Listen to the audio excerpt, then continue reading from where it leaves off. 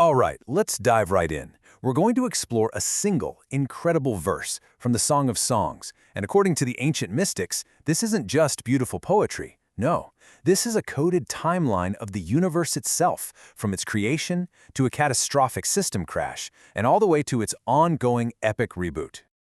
The buds have appeared in the land. It sounds so simple, right? Almost pastoral. But what if I told you that inside those few words lies the secret history of reality? The Zohar, which is the foundational text of Kabbalah, says this verse is the key to a massive cosmic drama.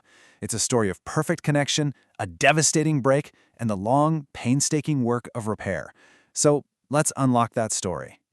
So to get started, you've got to understand how the universe was at the very beginning.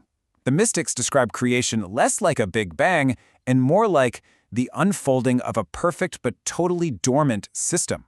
All the potential, every power, all the life we can imagine, it was all there, but it was hidden, just waiting for someone to turn the key. Now, to make this ancient idea really click, we're going to use a modern analogy. Let's imagine creation is like a massive cosmic computer. The divine energy, this pure spiritual data, that's what the Kabbalists call orat, the lights. The physical world, all of reality, that's the kalim, or the vessels. It's the hardware designed to run all that data.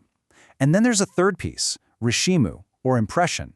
Just think of it as cached memory for now. We'll come back to that.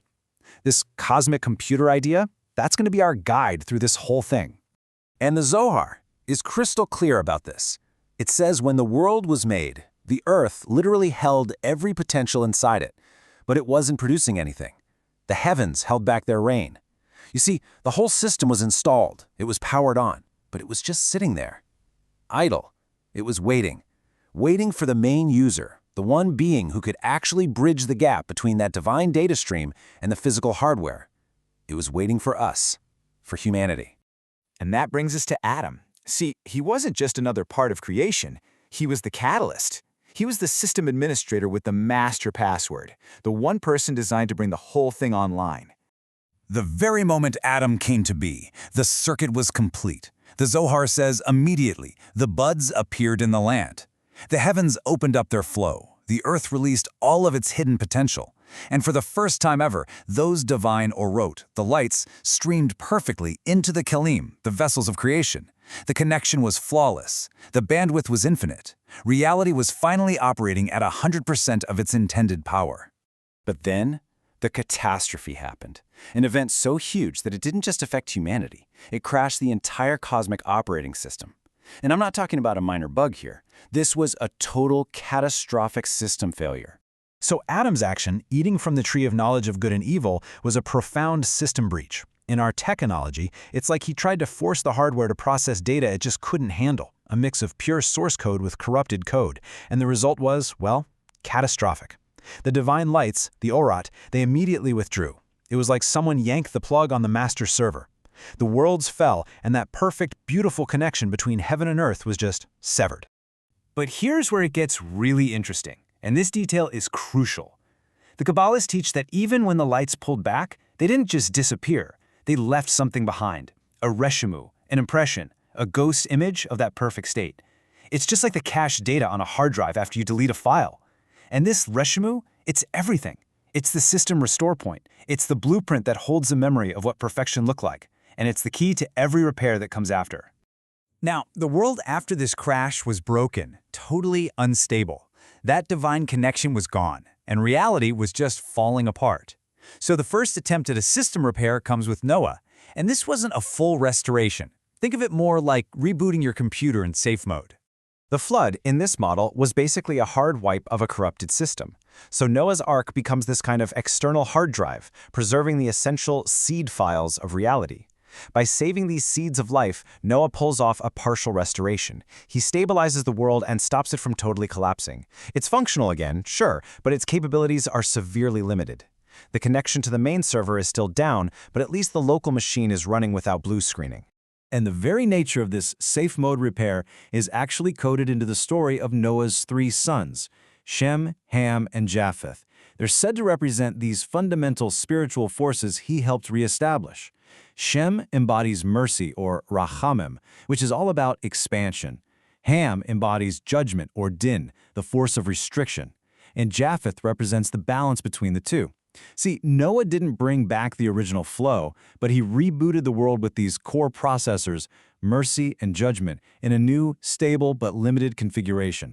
So, if Noah rebooted the system in safe mode, then Abraham, he's the master engineer who comes in to perform a root-level repair of the entire operating system. He's not just managing a broken world, he's here to fundamentally fix it. Abraham's whole essence is identified with a divine attribute, or sephira, called chesed, which means unbounded kindness and love. And this isn't just his personality, it's his cosmic function. His mission is to use this foundational energy of chesed to get around the damage from Adam's sin and literally write a new protocol, a new way for that divine flow to get back into the world. So what was this blockage Abraham had to fix? Well, after the crash, the system put up a kind of spiritual firewall.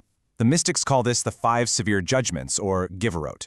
You can picture these as 5 layers of intense restriction, the raw power of din or strict judgment, which is mystically tied to the color red. Now, this firewall wasn't evil. It was a necessary quarantine protocol to stop the corrupted data from destroying everything. But the problem was, it also blocked any of the pure original divine light from getting through. So how on earth do you get past an impenetrable firewall of pure judgment? You can't just break through it. Instead, Abraham, by tapping into his very essence of kindness, was able to access a completely different spiritual dimension, what the Kabbalists call the 13 attributes of mercy. This is a source of divine energy so high, so transcendent, it operates on a level above strict judgment. It doesn't break the firewall, it creates a new authorized pathway around it, kind of like a sysadmin creating a secure backdoor into the system. Abraham's repair wasn't an accident. It was a precise 4-step protocol. First, identify the breach, that firewall of the 5 judgments. Second, access the source code, Abraham's connection to chesed, which let him tap into those 13 attributes of mercy. Third, and this is the key, execute the patch. The repair needed a physical act to permanently change the spiritual architecture, the covenant of circumcision. This grounded the heavenly repair right here in physical reality. And the result? A new, stable, permanent protocol for the divine flow. And this brings us to the final result of Abraham's work. You see, he didn't just fix the connection for a little while. He established a new, permanent interface between the divine and the physical world, a link that could never, ever be fully severed again. And that's the ultimate power of this covenant. In our tech analogy, the Brit Milah, that physical covenant acts like a permanent, secure API key. It's like spiritual 2-factor authentication. It gives an authenticated pathway right through the firewall, allowing the orots, that divine data, to flow into the kalim, the vessels, in a brand new protected way. The buds that appeared with Adam and then withered away could now, because of Abraham's repair, finally reappear for good. Okay, so let's just pull this all together and look at the entire cosmic journey through 2 different lenses. First, for the gamers out there, Adam unlocked God mode. The sin was a virus that corrupted the save file and reset the whole game. Noah found a glitch that let him restore a few basic levels and just stop the game from crashing. But Abraham went on the ultimate quest and earned the master key, unlocking the full game for all future players. Now, for the engineers, Adam had full root access. The sin installed a kernel-level firewall. Noah rebooted the system in safe mode to restore basic functionality. And Abraham wrote an entirely new authentication protocol, creating a secure API that grants permanent, authenticated access back to the main server. In the end, this isn't just some ancient story. It's a model of a responsive universe. It's a system where our actions, our ability to connect with kindness or to build walls of judgment, have real cosmic consequences. It tells us that the world is still filled with latent potential, with these buds just waiting beneath the surface, waiting for us to perform the acts of connection and repair that will finally allow them to appear. So the real question this leaves us with is, what buds are waiting to appear in our own land, in our own lives? Thank you for joining us for this complete journey through the Pardes. We hope these ancient truths help you and your family improve your own dimensions this week. If you enjoyed this full chapter deep dive, please like, subscribe, and share which part of the journey touched your soul in the comments. We'll see you in the next chapter.